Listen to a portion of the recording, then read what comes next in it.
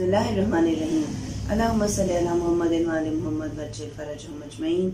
माह रबीउल अव्वल में रहमतुल लिल आलमीन के खूबसूरत तस्करे के साथ अपने प्यारे प्यारे दोस्तों के लिए अल-नूर चैनल पर मैं एक मरतबा फिर हाजिर खिदमत हूँ। जी प्यारे बच्चों, तो कैसा गुजर रहा है माह रबीउल अव्वल आपका? रहमतों का महीना, बख्शिश का महीना, बहुत सारे तोहफों का महीना और सबसे बढ़कर अल्लाह के नबी का महीना। आप लोगों ने भी घर में मिलाद किया होगा या मिलाद पर गए होंगे या आने वाले दिनों में कोई मिलाद होगा। लेकिन जितने भी दिन हैं, चाहे वो रबीउल अव्वल के हों चाहे वो रबीउल सानी के हों, इन दिनों में रसूल खुदा का तस्करा, उनका जिक्र किया जाता है। और सबसे बेहतरीन तस्करा क्या है जानते हैं आप? जो आप भी कर सकते हैं, हर वक्त कर सकते हैं, वो है अल्लाह के नबी और उनकी आल पर दरूद भेजना, यानी अल्लाहुम्मा सल्ली अला मुहम्मदिन व आले मुहम्मद व अज्जिल फरजहुम अजमईन पढ़ना। दिन का आगाज करें अल्लाह के नबी के दरूद के साथ। जब भी कोई मुश्किल हो, कोई काम करने जा रहे हों, दरूद को याद रखें। और जब रात ख़त्म होने लगे, आप सोने जाने लगे, तो भी अपनी ज़िंदगी का इस दिन का ख़ात्मा अल्लाह के नबी पर दरूद भेज कर कीजिए। बेशक दरूद पाक एक बहुत बड़ी फजीलत है, बहुत बड़ी बेहतरीन इबादत का नाम है।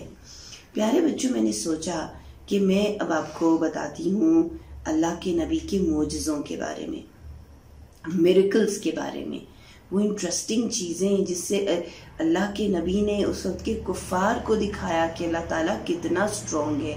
अल्लाह ताला अपने सारे प्रॉफिट्स को कोई ना कोई मोजज़े अता करता है, मिरेकल्स देता है, ताकि उन मिरेकल्स के ज़रिए लोग समझ सकें कि अल्लाह कितना पावरफुल है। और अल्लाह के नबी अल्लाह का मैसेज लेकर आते हैं। अल्लाह के नबियों को अल्लाह ताला ने वो मोजज़े अता किए जो आम इंसान के पास नहीं हो सकते। जैसा कि हज़रत दाऊद अलैहिस्सलाम जो थे, उनकी आवाज़ बहुत अच्छी थी। जब वो अल्लाह का कलाम पढ़ते तो सारे चरिंद परिंद जितने भी मखलूक़ात थीं, वो उनकी आवाज़ के असर में आकर खुदा की तस्बीह करने लगती। हज़रत सुलेमान नबी जो थे, उनको अल्लाह ताला ने ये मोजज़ा दिया कि वो जानवरों की ज़ुबानें जानते थे, उनको मालूम था बादलों का, हवा का, सब कुछ जानते थे। हज़रत ईसा अलैहिस्सलाम को अल्लाह ताला ने क्या मोजज़ा दिया कि जब वो बीमारों के ऊपर हाथ फेरा करते तो वो ठीक हो जाया करते। हज़रत मूसा का वाक़या तो आपको याद होगा ना, मैंने आपको रमज़ान में सुनाया था कि जब फ़िरौन के दरबार में फ़िरौन के बुलाए हुए जादूगरों ने अपने अजदहे फेंके, तो हज़रत मूसा अलैहिस्सलाम के पास उनका मुकाबला करने के लिए कुछ नहीं था। तो अल्लाह ताला ने हज़रत मूसा से क्या कहा? अल्लाह ताला ने हज़रत मूसा से कहा कि आप अपनी असा या अपनी स्टिक फेंक दीजिए। और जैसे ही वो फेंकी, अल्लाह ने एक ऐसा मोजज़ा किया कि वो असा अजदहा बन गई और वो सबको निकल गई। इसी तरह अल्लाह के नबी हज़रत मोहम्मद मुस्तफ़ा सल्लल्लाहु अलैहि वसल्लम को भी अल्लाह ताला ने बहुत सारे मोजज़े दिए। हज़रत मोहम्मद सल्लल्लाहु अलैहि वसल्लम जब बाहर निकला करते तो बादल आपका साया बन जाता, वो आपके साथ साथ रहता, आप पर धूप ना पड़ने देता। हज़रत मोहम्मद सल्लल्लाहु अलैहि वसल्लम जब जाते तो जितने पत्थर, दरख्त, जो कुछ भी रास्ते में होता, वो दुरूद पढ़ने लग जाया करता। और आप जानते हैं रसूल खुदा का साया भी नहीं था। जैसे हम लोग रोशनी में चलते हैं ना, तो हमारा शैडो बनता है, साया बनता है। अल्लाह के नबी का ऐसा कोई साया नहीं था, वो बेसाया थे। तो इस तरह के बहुत सारे मोजज़ों के साथ अल्लाह ताला ने अपने मैसेंजर, अपने रसूल, अपने नबी की डिग्निटी को भी दिखाया, अपनी ताकत को भी दिखाया। एक मर्तबा हज़रत अली अलैहिस्सलाम बताते हैं कि रसूल खुदा जंगल से गुजर रहे थे और वैसा ही मंजर था जैसे मैंने आपको बताया। जैसे अल्लाह के नबी वहाँ से गुजरे तो दरख्तों ने दरूद पढ़ना शुरू किया, कलमा पढ़ना शुरू किया, पत्थरों ने कलमा पढ़ना शुरू किया। वहाँ से अबू जहल गुजर रहा था। आप जानते हैं ना, अबू जहल का नाम सुना होगा आपने कि वो रसूल खुदा का बहुत बड़ा दुश्मन था।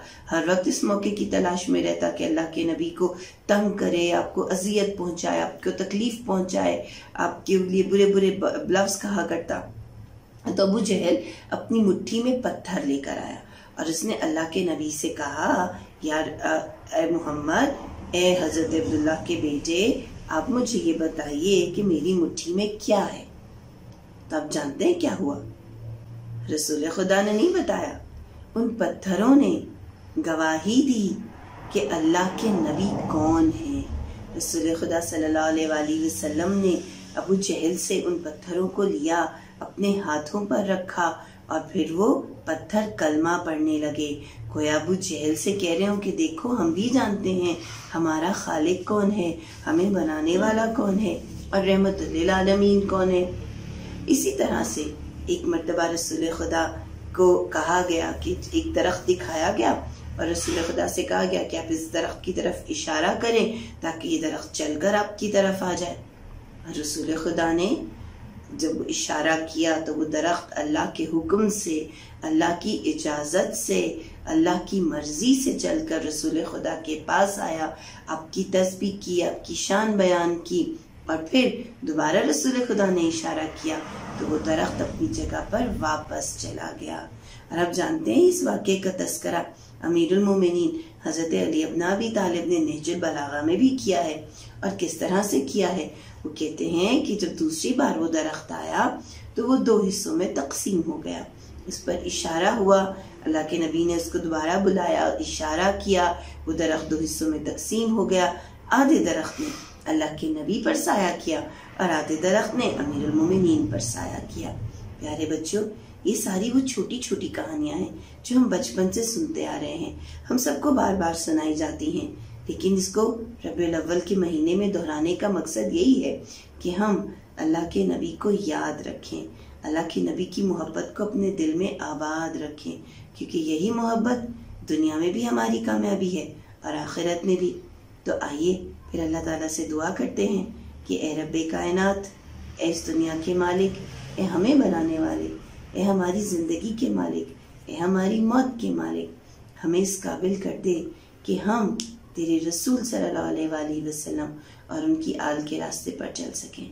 इंशाअल्लाह माह रबीउल अव्वल में रसूल खुदा के तस्करे के साथ एक खूबसूरत बात लेकर दोबारा हाजिर होंगे। उस वक्त तक के लिए अल्लाह हाफिज़।